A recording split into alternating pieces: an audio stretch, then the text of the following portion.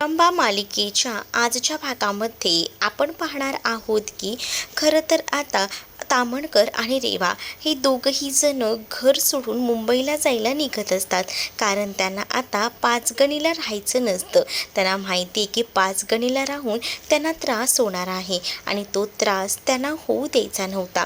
कारण आहे ना, रेवाला आरोही नाही आहे तिच्याजवळ, त्याचा त्रास होत होता. म्हणूनच ताम्हणकरने रेवाला कायमचं मुंबईला जायचं ठरवलेलं होतं घेऊन. आणि तेवढ्यातच आता अक्षय आणि त्याचसोबत रमा त्यांच्या समोर येतात. आणि जेव्हा ती लोक समोर येतात ना, तेव्हा मात्र आता त्यांना रेवा बोलत असते की आता काय झालं, म्हणजे तुम्ही आम्हाला का थांबवत आहात? आम्ही आता जातोय, आम्ही कधीही तुमच्यामध्ये येणार नाही, तुमच्यामध्ये कोणतेही प्रॉब्लेम्स क्रिएट करणार नाही. मग तर झालं ना, आम्ही आता ठरवले की पाचगणीत राहायचं नाही. मग दुसरीकडे मात्र रेवाला गाडीमध्ये असलेली आरोही दिसते. मग ती विचार करते की मी आरोहीला भेटू का? नंतर ती स्वतःलाच कंट्रोल करत म्हणत असते की नको, कारण मी आरोहीच्या जवळ गेलेली तुम्हाला चालणार नाही आहे ना, म्हणूनच नाही जाणार मी आरोहीच्या जवळ.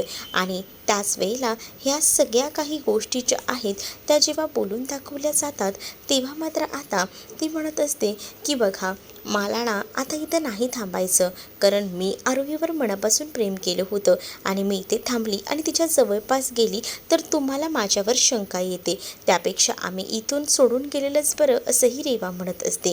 रेवा जेव्हा या सगळ्या काही गोष्टी बोलते ना, तेव्हा मात्र रमा ही रेवाला सांभाळत असते आणि सांगत असते की प्लीज काही गैरसमज करून घेऊ नकोस, तुझा काहीतरी गैरसमज झालेला आहे. मुळात ना, मी ठरवलं आहे की नाही म्हणजे नाही, तू एकदा ना आरोहीशी भेटून घे. आरोहीला बरं नाही आहे, आरोही सतत तुझं नाव काढते, एकदा तू बोललीस ना तर तिला बरं वाटेल, असंही आता म्हटलं जातं. आणि जेव्हा या सगळ्या काही गोष्टी बोलल्या जातात ना, तेव्हा रेवा आरोहीला भेटायला तयार होते. आरोही ही आता गाडीमध्येच असते आणि तिला सांगितलं जातं की बघ, रेवा मावशीकडे तुला आणलेलं आहे. रेवाला बघून तिच्या चेहऱ्यावर एक वेगळी स्माईल येते आणि ती बघतच राहते. आणि ती आता म्हणत असते की काही झालं तरीसुद्धा तुला मी काही होऊ देणार नाही आहे.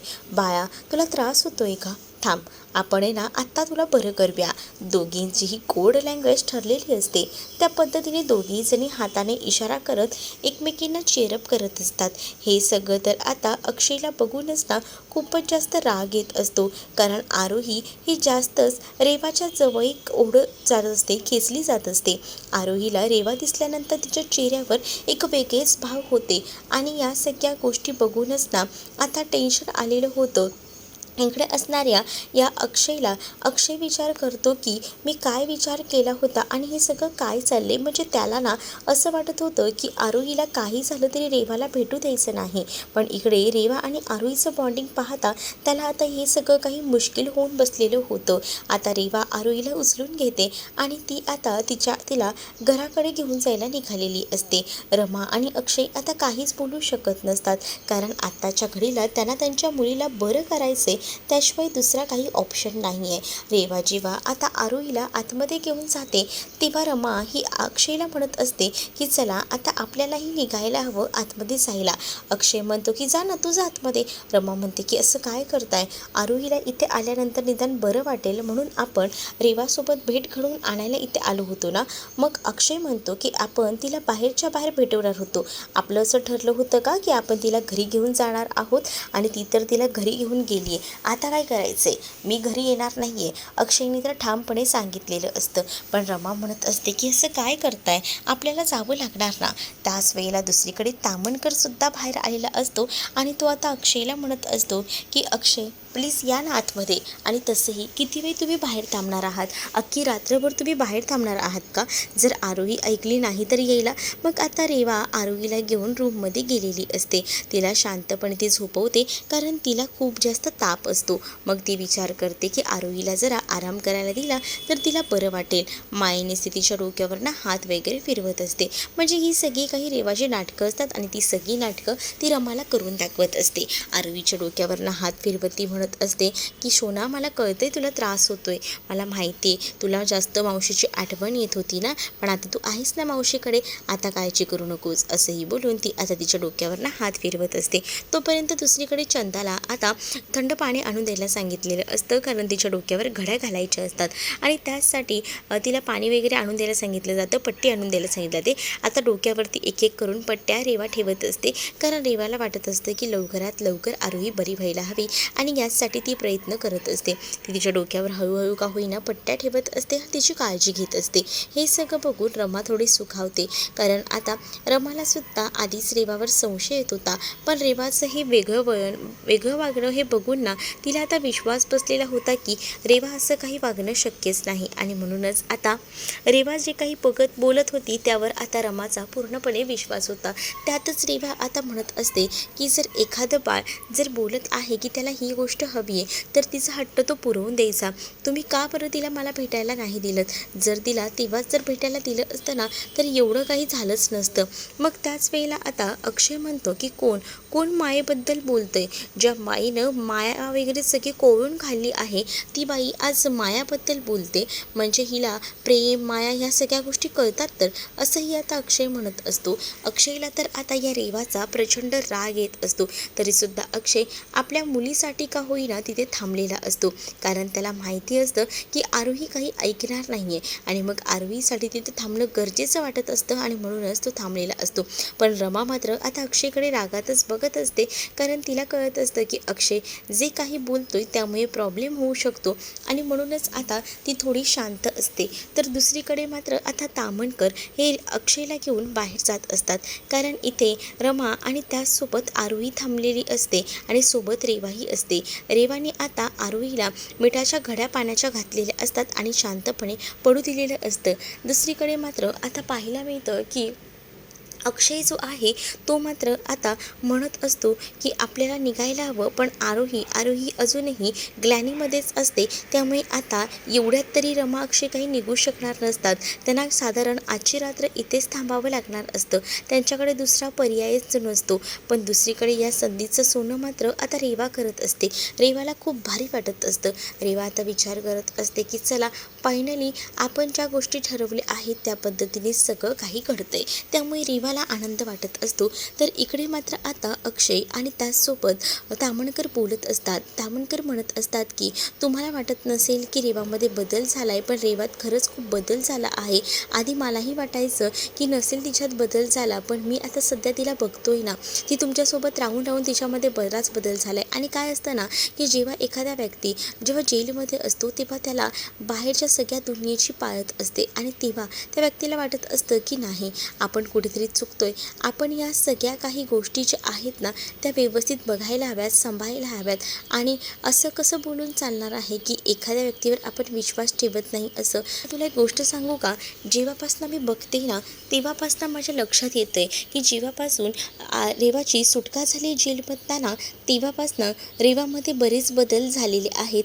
रेवाच्या ह्याच्यामध्ये खूप बदल झालेत आणि ह्या सगळ्या काही गोष्टी आहेत ना मी स्वतः अनुभवून घेतलेल्या आहेत. कारण रेवा आधी अशी नव्हती, पण त्यानंतर मी तिला बघितलं, तिच्यात बरेच बदल झाले आणि तुम्ही समजताय ना तशी आता रेवा राहिलेली नाही आहे. रेवा खरंच आता इतरांवर प्रेम करणारी राहिलेली आहे. तेव्हाची रेवा ही वेगळी होती, तिला फक्त आणि फक्त काही ना काही हवं असायचं आणि त्यासाठी ती कोणत्याही थराला जायची.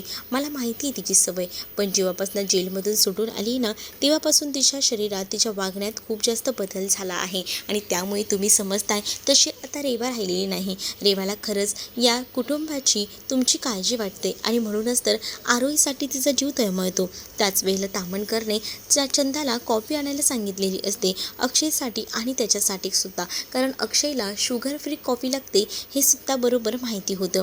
मग अक्षयही चकित होतो की माझ्या काही गोष्टी ह्यांना कशा काय माहिती, पण ऑफकोर्स रेवाने सांगितल्या असतील ह्या सगळ्या गोष्टी.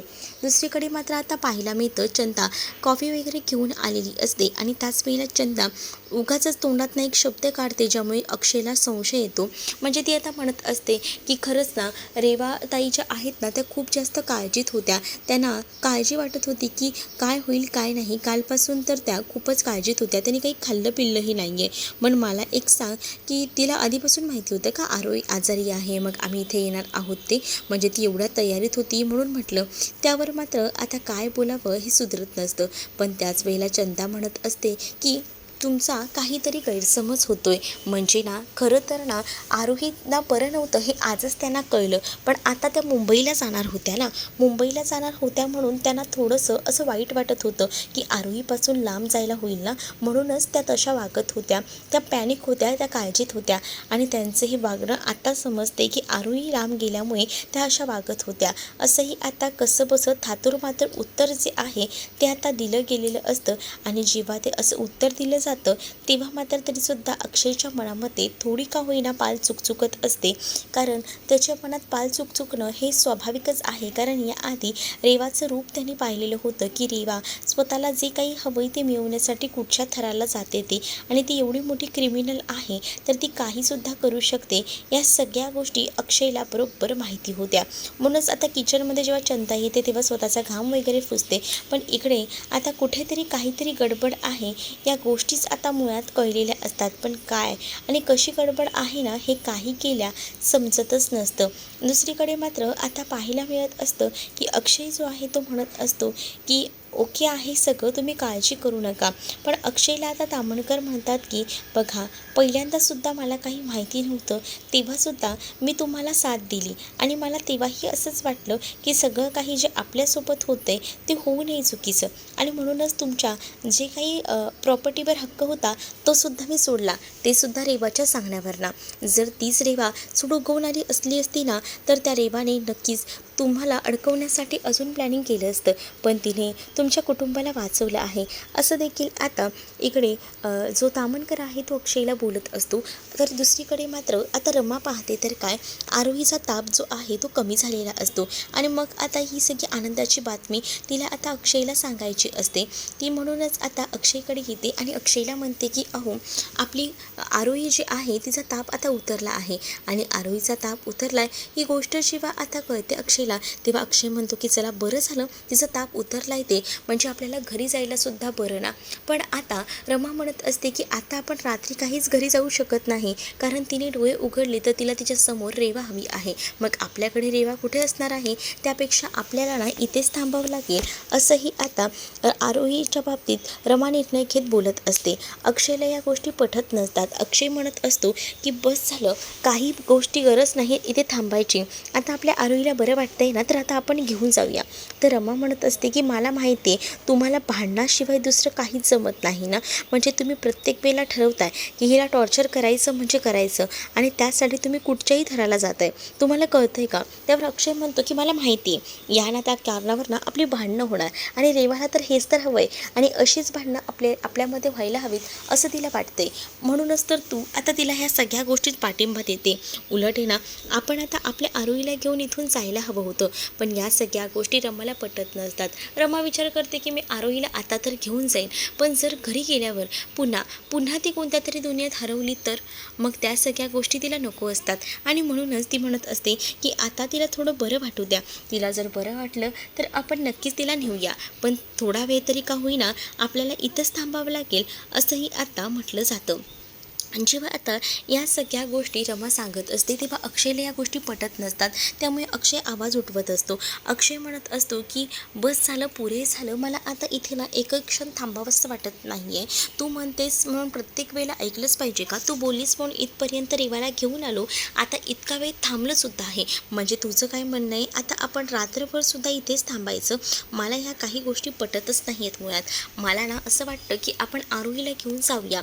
पण त्या गोष्टी पटत नसल्या तरीसुद्धा आता अक्षयला जे आहे ते ॲक्सेप्ट करायलाच लागणार असतात. दुसरा काही ऑप्शन नसतो. दुसरीकडे आनंद मेसेज वाचून दाखवतो जो की अक्षयचा आलेला आहे. अक्षयने मेसेजमध्ये सांगितलेलं असतं की आरोहीचा आता ताप गेला आहे, आरोहीला बरं वाटतंय, पण आम्ही आता रात्रीचं येऊ शकत नाही कारण ती डोळे उघडले तरी रेवाला विचारते की रेवा आहे का, त्यामुळे आम्ही कुठेही येऊ शकत नाही असंही आता सांगितलं जातं. जेव्हा या सगळ्या गोष्टी मेसेजमध्ये सांगितल्या जातात तेव्हा मात्र आनंद थोडा डिस्टर्ब होतो आणि आनंद म्हणतो की बघितलं का आता ह्या रेवाने कशी चाल खेळली आहे, म्हणजेच आरोहीला असं बोलवलं आहे ना की अक्षय रमाला सुद्धा तिथून आता हलता येत नाही आहे. चारी बाजूने त्यांची कोंडी झालेली आहे, त्यांना तिथून बाहेर पडायचं आहे, पण कसे पडतील असाही विचार ना आता डोक्यामध्ये येऊ लागलेला असतो. दुसरीकडे मयूही म्हणत असते की ती रेवा तर खूपच शहाणी निघाली, म्हणजे तिला जे हवं आहे ते मिळवण्यासाठी तिने काय काय षडयंत्र केले आणि आता आरोही बरी नाही आहे त्याच्यामध्ये तर तिने खूप मोठा चान्सच मारलेला आहे. या सगळ्यात तिला असं वाटत असेल की चला फायनली आपल्याला ज्या काही गोष्टी हव्यात त्या गोष्टींमध्ये तिला आता एकदम आनंद मिळत असेल. ही आता मयू बोलत असते रेवाबद्दल, आता वाईट साईड बोलत असतात आनंद आणि त्याचसोबत मयूसुद्धा, आणि या सगळ्या गोष्टीचा राग आहे ना आता आलेला असतो. आणि त्याच वेळेला आता या सगळ्या गोष्टीचा जेव्हा राग येतो ना तेव्हा मात्र आता मयू हे सगळं काही बोलून दाखवत असते. आणि मयू जेव्हा या सगळ्या काही गोष्टी बोलून दाखवते ना तेव्हा मात्र आता इकडे असणारा हा अभि जो आहे तो म्हणत असतो की तुम्ही असा चुकीचा विचार का करताय प्रत्येक वेळेला, कोणीतरी जर चांगलंसुद्धा असू शकतंच ना, तुम्ही त्या रेवाबद्दल इतका मोठा गैरसमज का करून घेताय असंही आता तो म्हणत असतो. आणि जेव्हा या सगळ्या काही गोष्टी तो बोलतो ना तेव्हा मात्र आता आनंद त्याच्याकडे बघतच राहतो, कारण अभि जो आहे तो रेवाबद्दल चांगलं बोलत असतो आणि तो म्हणत असतो की जर कोणीतरी या सगळ्यामध्ये सुधारत असेल, स्वतःच्या वागण्यात स्वतःच्या बोलण्यात आता बदल करत असेल तर त्या व्यक्तीचं काय चुकतंय, मला तर वाटत नाही की तिचं काही चुकतंय, ती जे काही करते ती योग्य करते. आणि आरोहीची तब्येत तुम्हा लोकांना सुद्धा माहिती की किती बिघडली आहे, मग आरोहीला बरं करणं सुद्धा काम आहेच की. आणि हे जे काही अक्षय रमाला जमलं नाही, डॉक्टरांना जमलं नाही, ते रेवाने करून दाखवले, याचा अर्थ रेवामध्ये काही स्पार्क आहे ना, आणि त्या मुलीला सुद्धा ते दिसलाय, म्हणूनच तर ती मुलगी जी आहे ती तिथे थांबले. इकडे आता अक्षय बाहेर बसलेला असतो आणि असं बसलेलाच असताना त्याचा डोळा लागत असतो, कारण त्याला आता सुधरत नसतं. रमासुद्धा विचित्र वागत असते आणि त्यानंतर त्याला अचानक जाग येते, म्हणून तो आतमध्ये येऊन बघतो तर काय आता रमाच्या बाजूला आरोही नसते, म्हणून त्याला डिस्टर्ब होतो. तो म्हणतो की आरोही कुठे गेली, आणि तो रमाला सुद्धा उठवून विचारतो की आरोही. रमा तेव्हा अस्वस्थ होत उठते आणि म्हणते की आरोही कुठे गेली. मग आता ते दोघंही जण शोधायला जातात, कारण तिथे आरोहीही नसते आणि रेवाही नसते.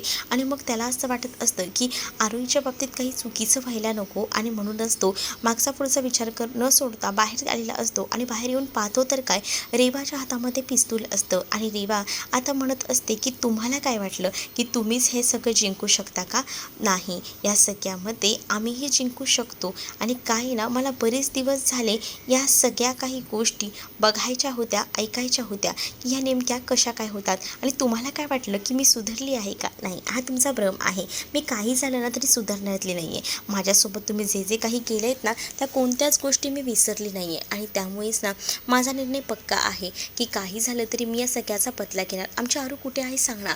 आता आरोहीला अशा जागेवर पाठवले की तुम्हाला ती कधीही कुठेच दिसणार नाही, कुठे भेटणार सुद्धा नाही, असं देखील रेवा बोलत असते. आणि तिने पहिला घाव रमा आणि अक्षयच्या ह्याच्यावर घातलेला असतो, आणि तो घाव जेव्हा बसतो तेव्हा मात्र आता आणि रमाला तर धक्काच बसतो, कारण रेवाने जे काही केलेलं असतं ते कृत्य खूप जास्त भयंकर असतं, कारण तिच्या हातात पिस्तूल दिसत असते. त्यामुळे रमाने अक्षय घाबरतात की हिने काही केलेलं तर नसेल ना आपल्या आरोहीच्या बाबतीत, असाही विचार त्याच्या डोक्यामध्ये येऊ लागलेला असतो. तर पुढील भागामध्ये आपल्याला हा सगळा प्रसंग पाहायला मिळतो. खरंच रेवाने आरोहीला गायब केलं असेल का, आरोहीला कुठे ठेवलं असेल ते येणाऱ्या पुढील भागामध्येच आपल्याला पाहायला मिळेल. तुम्ही जर आपल्या चॅनलवर नवीन असाल तर चॅनलला नक्की सबस्क्राईब करा. चला तर मग भेटूया पुढच्या भागात, तोपर्यंत टाटा बाय.